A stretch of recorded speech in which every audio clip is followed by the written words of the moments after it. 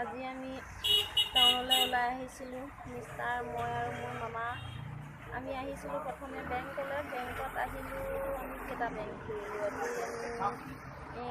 Punjab national bank, তাৰপাছত গ'লোঁ Padumoni bank, দুটা বেংকত সোমালোঁ। সোমাই আহি ক'লোঁ মই মোৰ মানুহজনক, মই বহুত দিনৰ পৰা কৈ থাকোঁ মোক নেগেৰা এযোৰ দিবা দেই।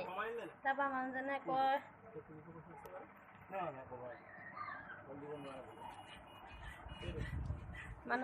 হ'ব ল'বা বুলি কয় আৰু আজি সেয়া আহি আৰু মোক নেগেৰা এযোৰ চালেহি। আহি মোলৈ নেগেৰা এযোৰ চাই পেলানি ময়ো চালোঁ, মোৰ মামাও চালে, তিনিটাই নেগেৰা চালোঁ। নেগেৰা চাই মই নেগেৰা লৈ দিলে। নেগেৰা বজাই ভাল পাওঁ আৰু মানে কি মোক এতিয়া এই মাহটো নেগেৰাযোৰ মই অকণমান বজাব পাৰোঁ। মই বেছিও নাজানো, মোক শিকাই দিবলৈ মানুহ আছে, শিকাবলৈ ক'ব লাগিব।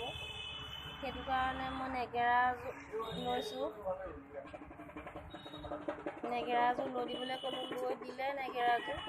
আৰু দেখিলোঁ বহুত বাদ্যযন্ত্ৰ আছে এই দোকানখনত।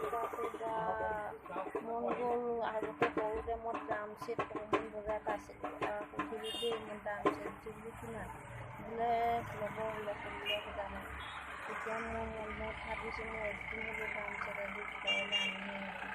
মানুহজনে কি ভাবিছে গম পাই, গীটাৰ এখন লৈ আহিলে। গীটাৰ আকৌ তেওঁ বজাব জানে নে নাজানে?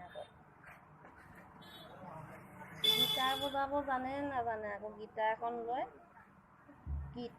গীটাৰখন বোলে কিনিবই। কিনক আৰু, সকলো বস্তুৱে লাগে যেতিয়া ঘৰখনত আনক। মই ভালেই পাওঁ এইবিলাক বস্তু ল'লে গীটাৰ লওক, ড্ৰাম ছেট লওক। কংগুজুকে কৈছেগৈ বেপাৰীটোক গৈ পেলাই বোলে এইটো ড্ৰাম ছেট নেকি? মোৰ হাঁহিয়ে উঠি